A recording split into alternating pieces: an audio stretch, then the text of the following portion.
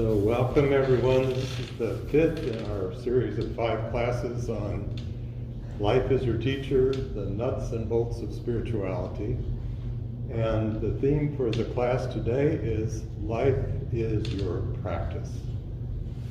Okay, so what does that mean?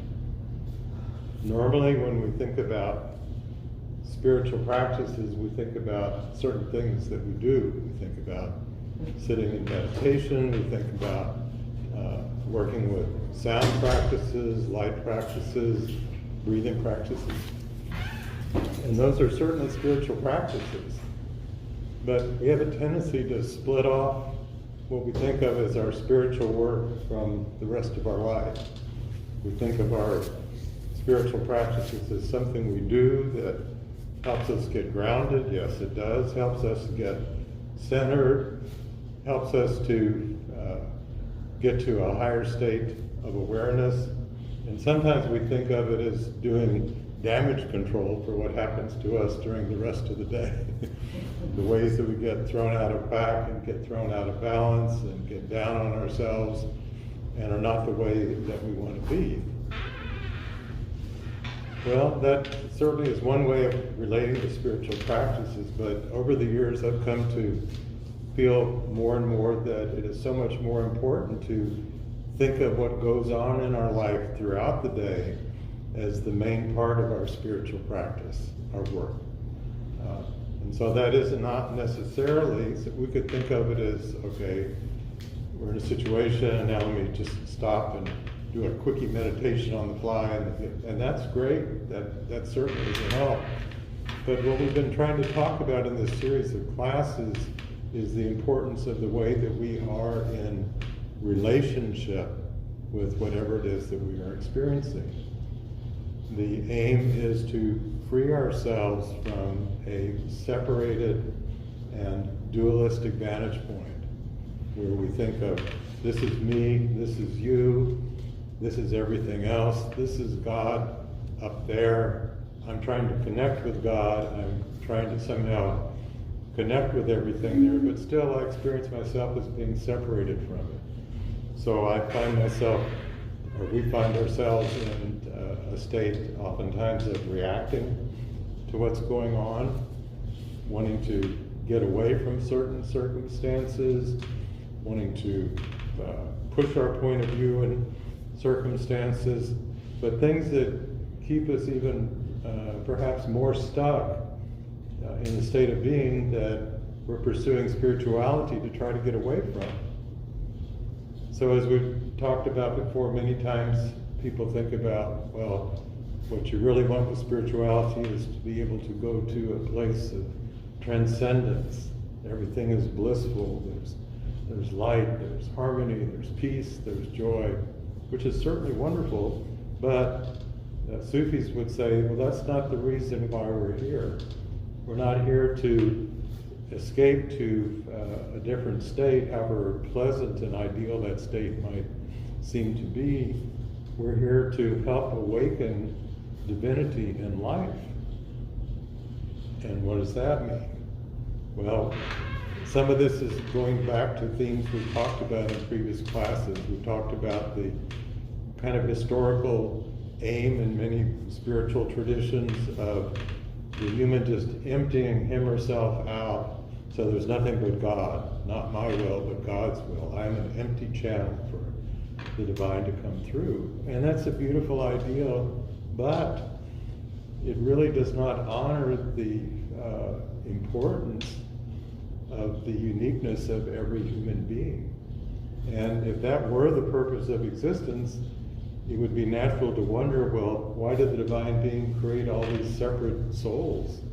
You know, why not just have a generic empty channel walking around relating to other generic empty channels? And it would be very dull.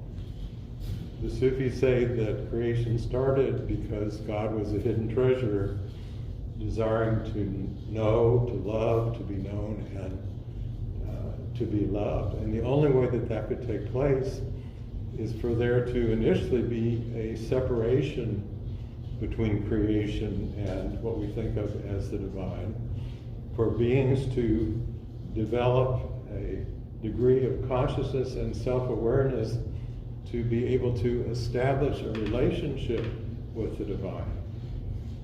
So that there's normal stages, just like a baby goes through stages of cognitive development, and as a child gets older, there's more stages and capacity for things like abstract reasoning development and so on. We go through different stages of awareness of who we are and why we are. Even Arby has said that each of us has access to a unique part of the divine wisdom that no other soul ever has or can have access to. And so one way we can think about our reason for being here, if God was a hidden treasure desiring to know him or herself, that each of us enables a way of that knowing to take place that could only take place through us, that could not take place through any other being in all of the universe, past, present, or future. And that can only take place if we can extricate ourselves from the illusion that we are separate from everything else. So here's another important point. It's not just the two poles were separate and we're just totally merged with everything and we don't have any individual identity. There's an in-between state which we've been talking about in the past and previous series of classes that we call relational unity. And this is a state in which we are deeply interconnected with whatever we are experiencing, whether it's another person, whether it's something in nature, anything in the manifest realm, or the way that we are in connection with anything in the transcendent realm, which we can think of as the divine aspect of our own being.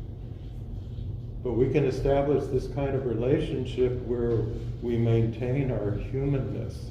We don't lose that. The human does not disappear and only the divine exists. The divine does not disappear and only the human exists. It's this state of circulation between the two sides. And even Arby has a wonderful term for this called bi-unity. Bi-unity, that's who we really are. We are human, divine beings. But we can say, well, that's who we are, but we have to awaken to that. Just like if you had money in a Swiss bank account and you didn't even know it existed, wouldn't do you much good. If someone told you it existed, but you didn't have the information to access it, that wouldn't do you much good either.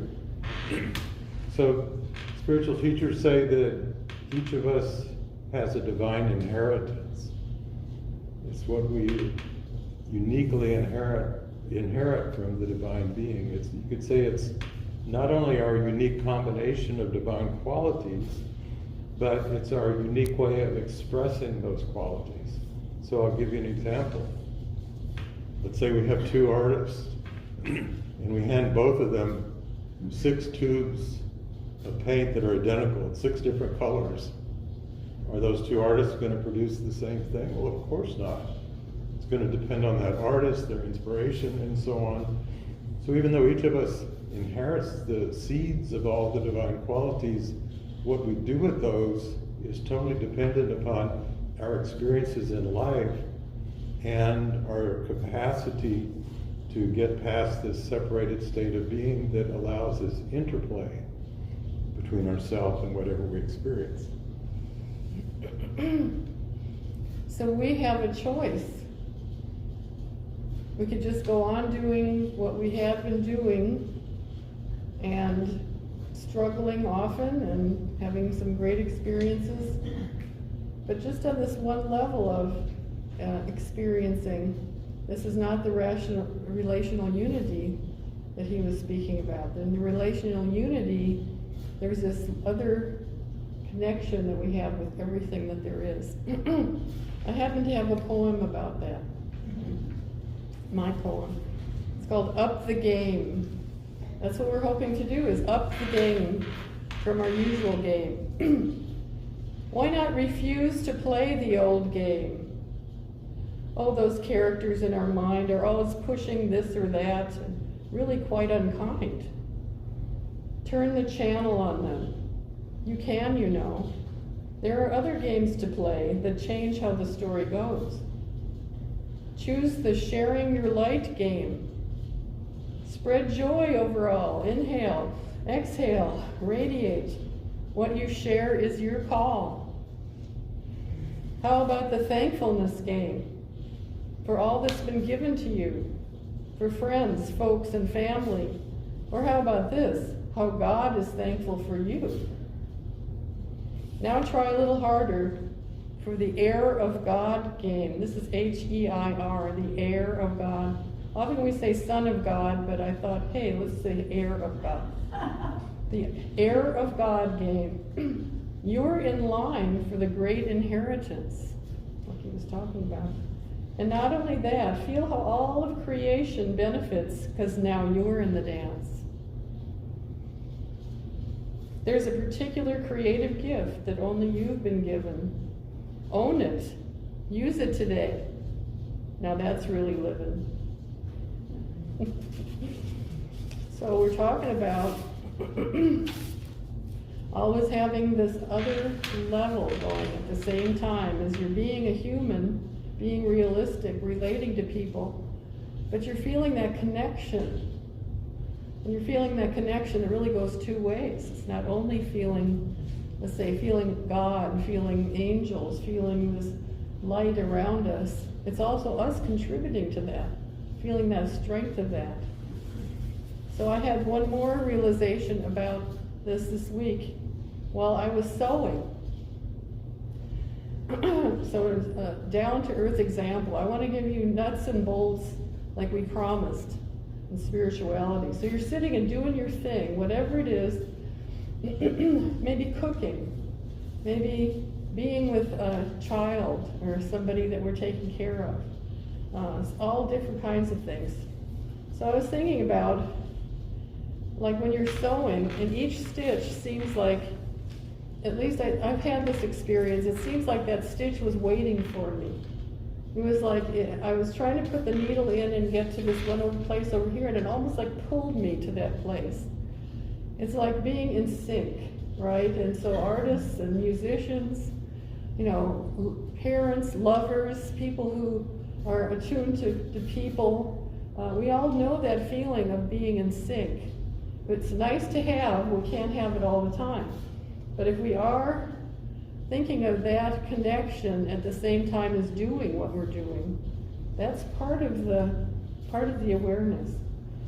But also, when each possible thing goes wrong, and the tangled thread, the broken needle, the pedal won't stop when you want it to, then we're challenged in a different kind of way. Okay, now this is a little bit more of a challenge, but when those things happen, hopefully we can think of it in a different way than before, okay? Like maybe you're challenged in your confidence. Okay, we say, well, you know, I'm getting better, but I'm just, you know, working on that, and that's good, that's okay. There's somewhere to go with that. Or in your flexibility. So I can do this way, or I can change this that way, or also just feeling like I still have some growing to do. Is that okay? Of course it's okay. So you don't have to be comparing those two things. That intimate connection that just seems spontaneous, it's almost like you're being told you are the heir of God. And this one, you're feeling that, you're heir of God. And the other one, you're not, but you're feeling like, okay, I'm going to love this one here right now. She needs love right now because things are not going her way, especially. That's living in another part of the relational unity. Because we'll find ourselves in different places with that, in relationships with that. And really, so much, you know, I don't want to put you under pressure, but so much has been given to us. We have learned some things. And then there's some expectations of, okay, using those things. How can we use those things that we've learned in this amazing connectiveness that, again, you are the one who is uniquely experiencing it. Nobody else has or will. And so your contribution is needed and loved. So a thought that came to me during the week is our uniqueness is a process instead of a static kind of thing. It's a process. It's the unique way of beingness that we have. And so old notions of spirituality, I think it's time for us to let go of. And one of them is that things are fixed in different ways. And one way, the old notion that things are fixed is what we think of as the divine side is fixed. God is this eternal, perfect, unchanging being, unaffected by what goes on in existence. And the purpose of existence is to get back to where we came from. Okay, well, then we might go, well, let's try something different. So the Sufis are saying the purpose is awakening divinity in life. So, okay, does that mean that there's this endpoint that I'm supposed to work towards? In other words, is there kind of like this cosmic blueprint for the way that things are supposed to be? Like thinking of God had this plan intended, and God just needs to wait for the humans to get their act together and then fulfill this plan. You know, everybody does a certain thing, and now we arrive at a certain destination. So again, that is, to me, an old way of thinking about things. We live in an evolutionary universe in which everything, the capital E, is always in process. Everything is always updating. Everything is always in a state of evolution. Now that's going to happen even if we don't do anything about it, even if we just sit on the sidelines. And again, another, I think, old notion is we're just supposed to sit and be the witness to what's happening, passive witness, as opposed to participating, contributing to it, that we have something to add to it. So how do we contribute something to this? Again, we might think, well, there's this prefigured plan for me, and I'm supposed to get with the program and just do these things, and then I will have fulfilled my purpose in life. And maybe I don't have any idea what that is, so I'm going to find some wise person to tell me what I should be doing. And a lot of times this has been the role of the guru. The guru is the all-wise, enlightened person that gives instructions to their followers and tells them really what to do. Well, the Sufis have a little bit different take on that, and they say that really the spiritual teacher should not tell the student what to do. The spiritual teacher can help a student to see for themselves choices that lead towards the fulfillment of that own student's deep desire, not what the teacher thinks that they should become. So it's like helping them fulfill. So I would say a genuine teacher of any kind, whether it's an educational teacher, instructor in any one of the arts, anything like that, doesn't want to make a clone of themselves with their student. They want, in fact, a really good teacher wants the student to progress beyond what the teacher is capable of doing, to be surprised in discovering what that student now brings forth through their own inspiration. And the student has to learn skills and tools, like a music teacher has a student, and the student's going to have to go through all the drills and the scales and the arpeggios and the traditional pieces and learn that basis from which that they can really express their creative inspiration. So whatever our thing in life is, we learn from our teachers, we learn from our experiences, and then eventually the aim on a spiritual path is for the student to find the inner teacher, to find that teacher from within their own being that can unfold the light on their path. And the Sufis call this the spirit of guidance that we all have, but when we're in that separated state of functioning, we don't even know it's there, and we don't know how to access it. And furthermore, when we do have an intuition, a lot of times that's a quiet voice, and it gets drowned out by the usual chatter of the mind, and then we have thoughts like, well, no, that I couldn't do that, and that's not right, or whatever, instead of learning to recognize when something is a genuine intuition. And that does not mean we should ignore reason. You don't want to have an intuition that you can jump off this building and you're going to fly.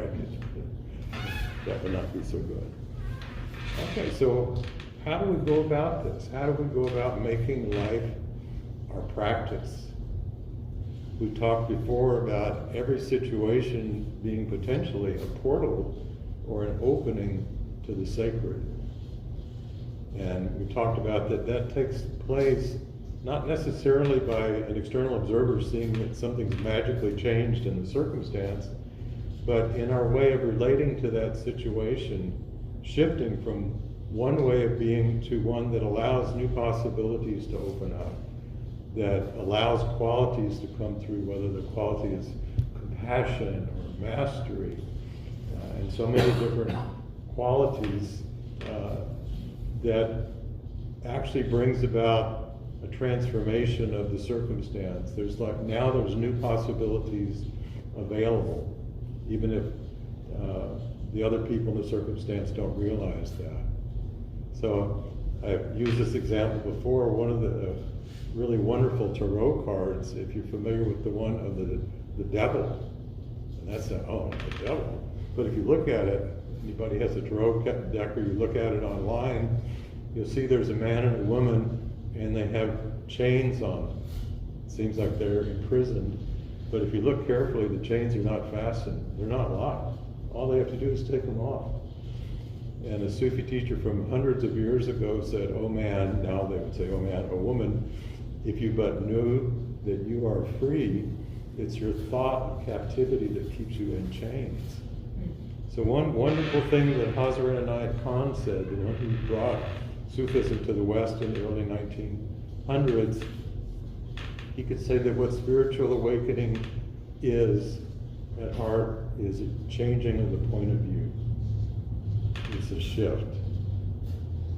And it may seem like something very subtle, but it's a subtle shift that makes all the difference. It's a shift from, well, just imagine the difference, those of you that are present here in the room, and maybe those that you are listening to this later on, look around at other people around you, and what's the difference between just thinking, oh, there's so-and-so, and there's so-and-so, and I know him, I know her, or whatever, to every person that I encounter, even if I can't stand them, totally dislike them, is a unique manifestation of the divine being. And perhaps they've gotten 180 degrees away from the expression of their divinity and they're just doing horrible things. It doesn't mean that that's okay. It doesn't mean you don't try to do something about it. But as Pir Balayat would say, it's learning how to see past that which is on the surface appearance of things. And we talked about something called Tawil, T-A-W-I-L, which means being in a state in which you're perceiving the underlying deeper reality of whatever it is that you are in relationship with. And that's impossible to do if you're in a separated dualistic state of consciousness. At best, you can just have your concepts about it. You could say, well, I'm going to do Tawil with this rose, and you're looking at the rose, it's red, and reminds me of so-and-so, and smells like this, and petals are like that. But you're really just analyzing it. You're not really experiencing it. And if you're truly open to experiencing that rose, then the rose will reveal something to you of its underlying nature. And the only way that you can experience that is if you're in a state of being in which you are experiencing the deeper nature of who you really are. And this is an important point to remember. Anytime you've ever had a transcendent experience, whether it's in meditation, whether it's being in some wonderful place in nature, whether it's listening to music, looking at art, listening to poetry that just transported you beyond your usual state of being, you could not have been in that state unless you were in a fuller, richer state of your own being. And we tend to think of those experiences like we went somewhere else to experience them. And then we come back down to here. But the problem with that way of thinking is what we think of as here is not really here. It's the distortion of a limited projection of a cross-section of what reality really is about. And if you know the book Flatland, it's like we're in flatland, but because it's our normal condition, we don't know that we're in flatland. This is reality. So when we open up to a richer experience, we're experiencing more of who we really are that doesn't diminish physical manifestation. That's still all right there. We're still very much grounded, but now we're opened up. We could say, now lately I've been thinking of it to a fuller spectrum of vibration, different vibrational levels on which we exist and different vibrational levels on which everything else exists. And just like we have names for the different frequencies of light in the color spectrum, mystics have given names for the different vibrational levels of different realms, such as the jinn realm, the angelic realm. Sufis talk about the realm of pure spirit, the realm of archetypes, and so on. These are all just different vibrational levels of the one reality. It's all here. It's not any place but here, but we filter out most of that and don't realize the rest of it is there. And then our tendency is when we have an experience of a different level, we think that we've gone someplace and now we've come back to here. And because that place is a lot more enjoyable than here, oftentimes we just want to go back to there instead of realizing that it is possible to experience what I like to call multimodal consciousness. And that doesn't mean you're spaced out and you're seeing visions of angels floating around everywhere. Some people are more prone to having visions. That doesn't mean they're more spiritual. Some people are more prone to hearing subtle sounds. That doesn't mean they're more spiritual. But the guidepost is when you feel like you are just much more deeply interconnected with whatever it is that you're experiencing, everything seems richer. If you have a transcendent experience at a beautiful place in nature, colors seem more vibrant, right? Mm-hmm. If you have a transcendent experience listening to a beautiful symphony, the notes seem much more alive. If you're looking at art, the colors and the patterns seem to jump out at you. You've entered into a state of relational unity with your experience that has enabled you to have this connection that's not based on separation. So we've talked about the Barzakh oftentimes, B-A-R-Z-A-K-H, which you could call the meeting place, or you could call the interface between the manifest realm and the subtle realm, between the human and the divine. There has to be a meeting ground. And as we talked about before, there always has to be a gap between those two sides, even though it can be almost infinitesimally small, because if there were no gap, there could be no distinction. There wouldn't be anything to relate to anything else. So there has to, in a car, the ones that still have spark plugs, there has to be a gap in that spark plug or your car's not going to run. But if the gap's too big, nothing can happen. If it's too small, nothing can happen. So we can think of the Barzakh as that in-between space in which things can take place. We can also think of it as the ground. I used the example in a previous class about the start of the Bhagavad Gita on the battlefield. The battlefield was the ground of this beautiful, incredibly rich spiritual story of what being a human is about, and dharma, and so on. It's the field on which the story takes place. So the Barzakh, you could say, is the field on which the story of existence takes place. The human divine allegory takes place. And we each have the allegory of our own being, of our own soul, which is unique, that we're always contributing more pages and chapters to, whether we think about it or not. But there's also the allegory of the total everything, of the divine being in relationship to manifestation. And this allegory has been captured at different stages of evolution in the scriptures of the world. there are different ways of describing the relationship between the human being and the transcendent at different times in history and different degrees of evolution of human consciousness. And that story will never end. If it did, I would say existence would be meaningless, because it would just, there'd be a limit to the possibilities of what could take place. So you contribute to this allegory, but we don't see it. We aren't able to read that story, at least now, and in the situation we're in, but we are still contributing to it. There's a section in the book, Spiritual Body, Celestial Earth by Henry Corbin, where they speak of people in another realm, and in this realm, they are so devoted and so in love with beings, these human beings, and that, you know, you're so brave and you're so willing to, and you go through such hard times, but you accomplish all these learnings, and, you know, and it's just amazing. So they actually, somehow, in the way they see things, they cut out the footprints of each one of us and worship them. They are so, do you understand? They're just so enthralled by what human beings are and how they do things. This is in meditations of ancient Sufis, they saw this. So what and also I have to say that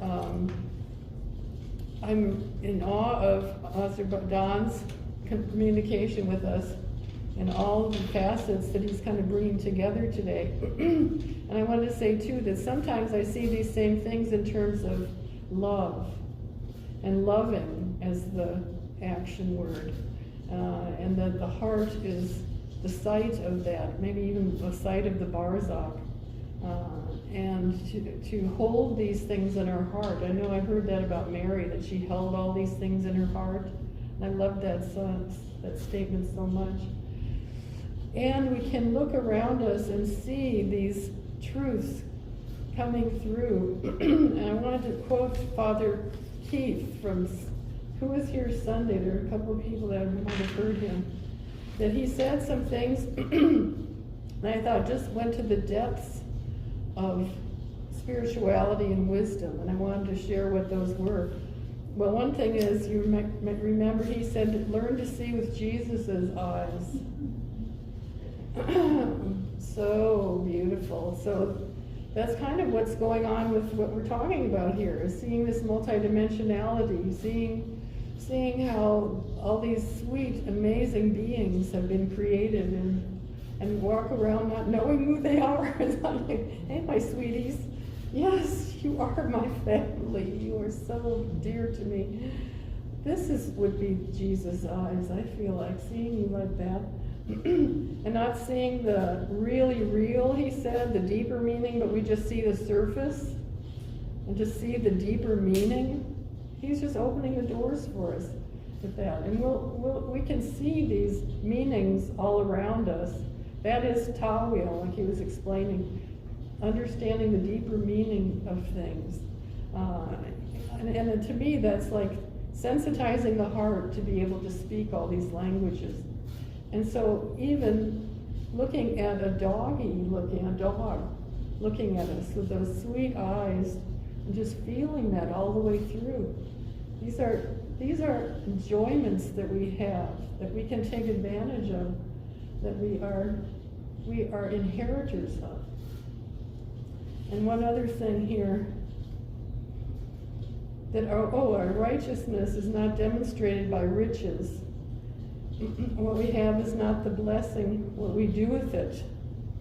And that it is not only our contributions, our money contributions that we make to the church, that is our dharma, I would say, is our duty.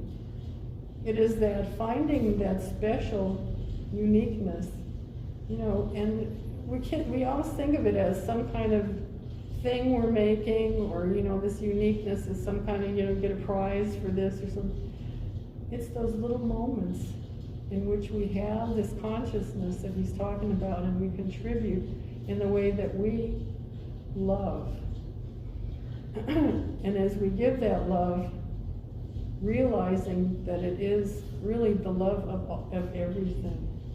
It's the love of everything for everything. And we've been given the opportunity to think about these things and to be able to live into them. And that's why we're here. So, Diane, talking about seeing with the eyes of Jesus reminds me of the realization I had reading the story in the Bible where Jesus restored the sight to the blind person. And this is not an exact quote, but when the blind person said that the people look like trees.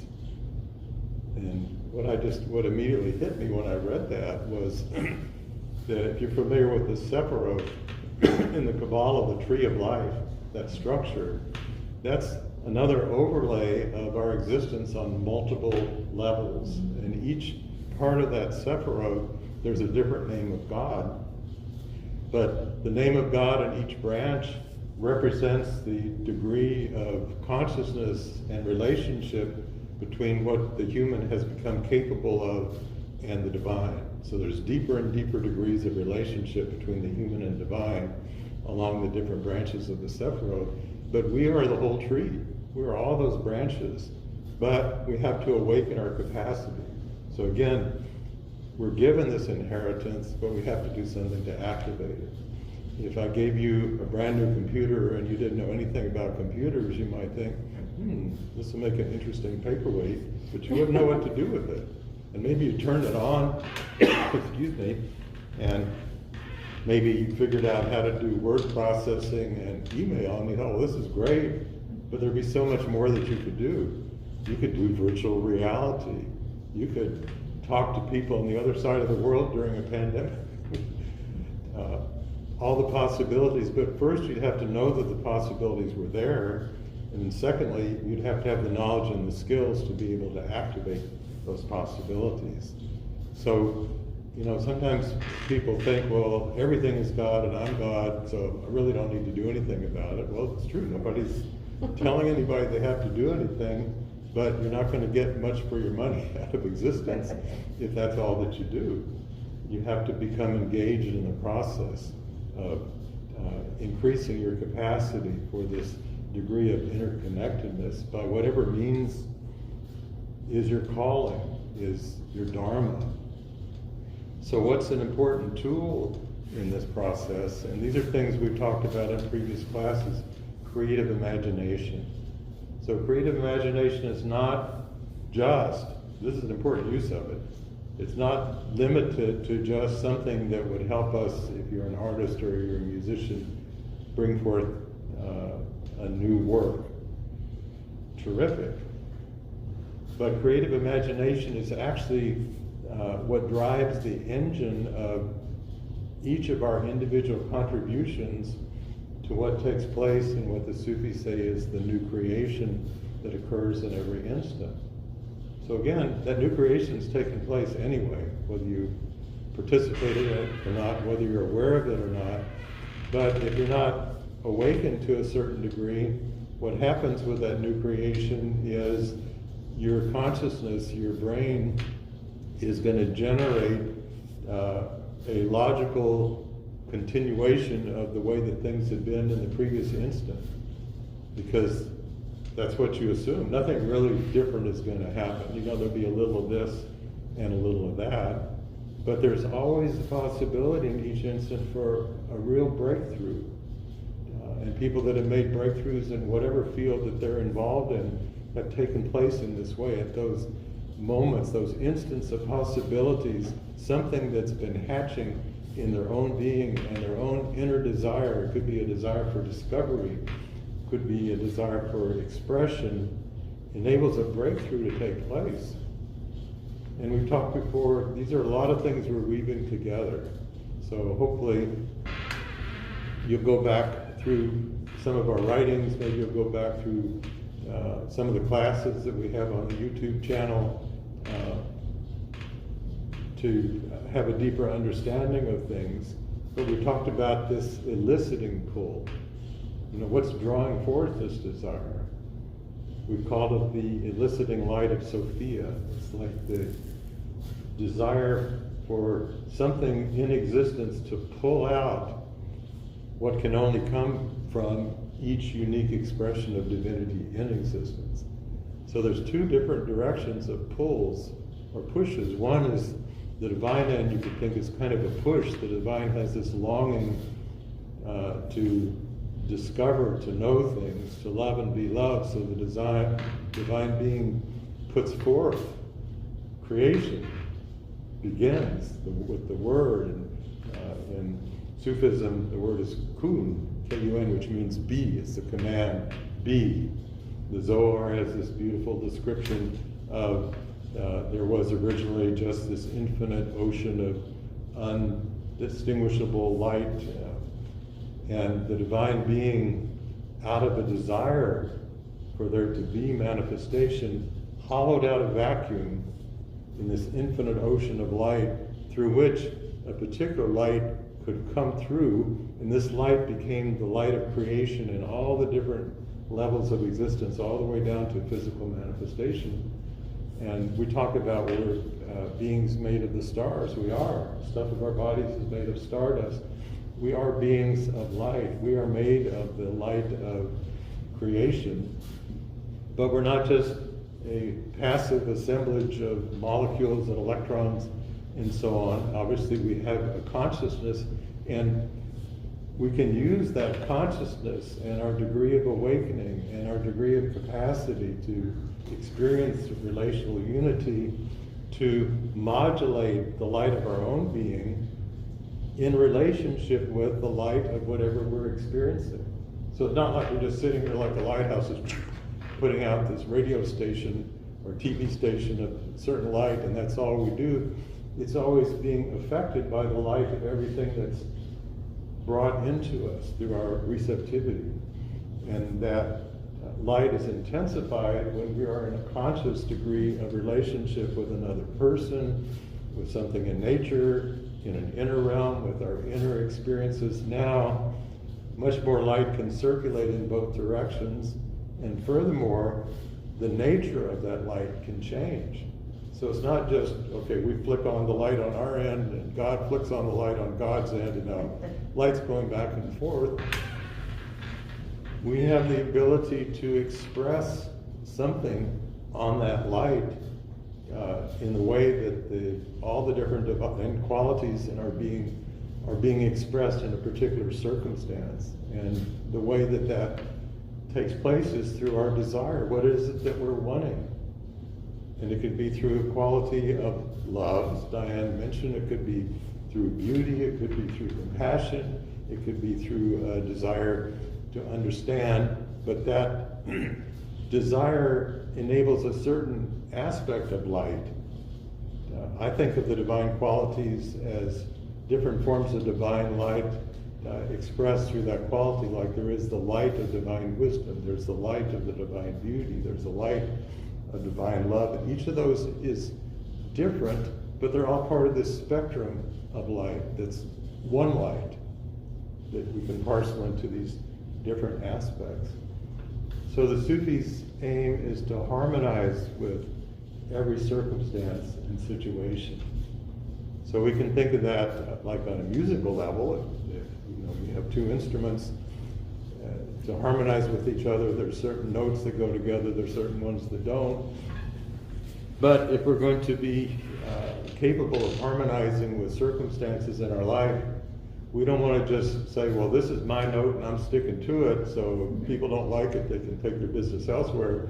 And if they happen to harmonize with me, good, and if they don't, get out of here.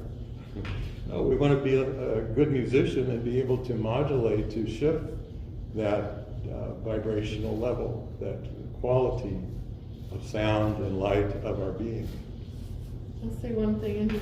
So we're trying to harmonize with everything in our experience, and then when we have these breakthroughs, which might not be anything like, the most amazing picture ever painted or is discovery. It might be just in our relating to somebody else, we figured out how to have a beautiful relationship. It might be something, oh, I don't have to say that word if I said it like this. All those things too are so important. They are communicated to everything. So let me say it again. If we're harmonizing with all of creation, then that which we discover is communicated to all of creation. That's all. That's big. So let's do a meditation. So just become present to yourself, to your body,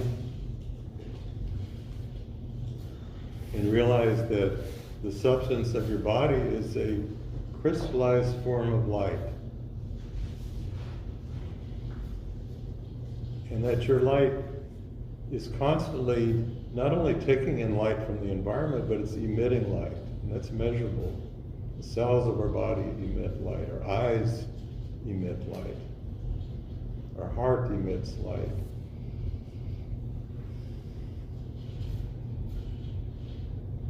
So, a simple practice such as just becoming aware of the breath,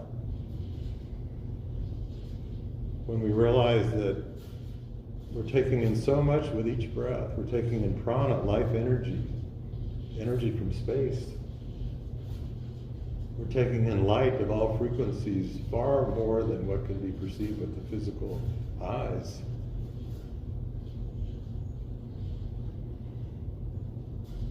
And realizing that light travels at 186,000 miles per second, at every second, there's this ocean, this symphony of light that's added to by everything that's on the earth.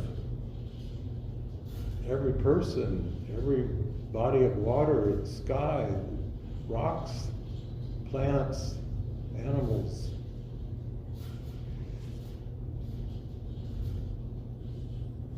Everything is participating in that further unfoldment of light, that evolution of light.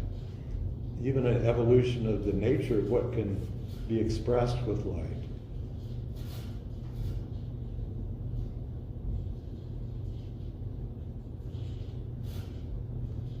And each time we exhale, we have a gift that we can give to all of existence, not just in the physical realm, but the returning light that goes into the subtle realms. That's the way that that light that we've received has been transformed by the light of our being, by the experiences of our being, by what's been added to it by the uniqueness of our being and the uniqueness of our way of being.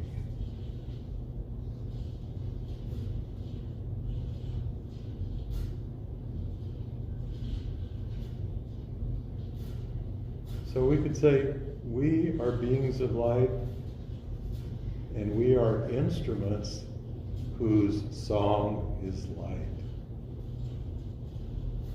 We're participating in not only the music of the spheres, the sound, but the light of the spheres.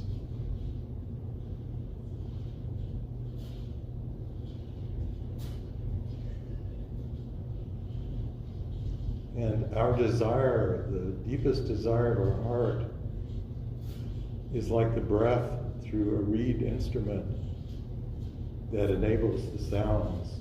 So our desire is what enables that transformed light to be expressed.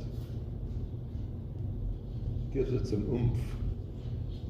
But it's not just coming out from a point source like our physical body. Because we are interconnected with everything else, and because the nature of our soul is, the Sufis say, is vaster than the universe, that light that emerges from the depth of our being is emerging from everywhere and every time, and all that is beyond time and space. And the same with what we receive.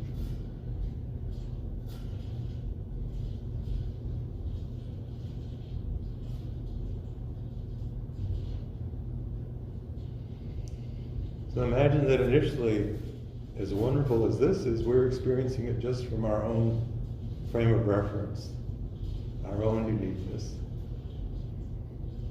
But now we realize that we're part of this symphony with countless other beings and manifestations of the divine serving the same function. So now we're in this cosmic orchestra of light.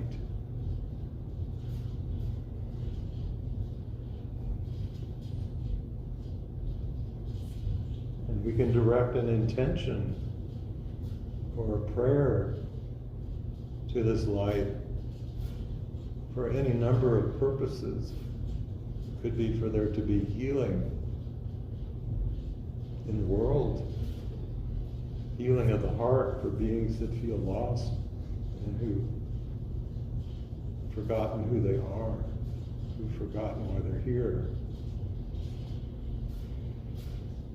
It could be a desire for unity and peace and for an awakening in beings, that we are all expressions of the one being, awakening to itself.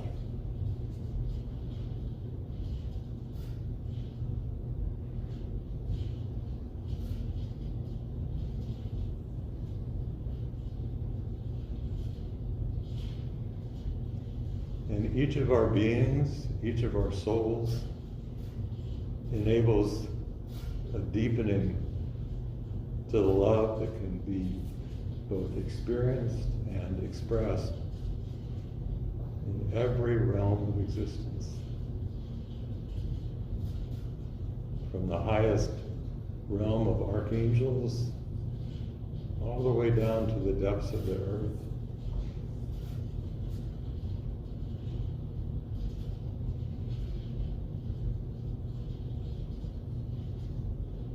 Imagining the awakening when all of existence falls in love with itself.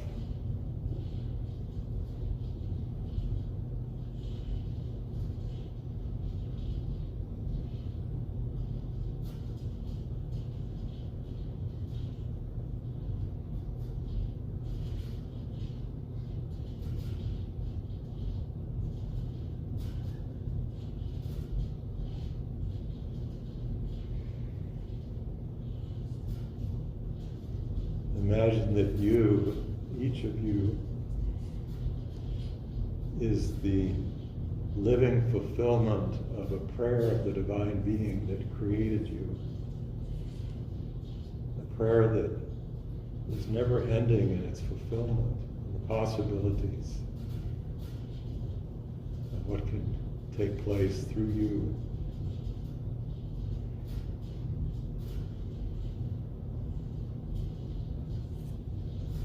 Your gift back to the Creator and to the creation.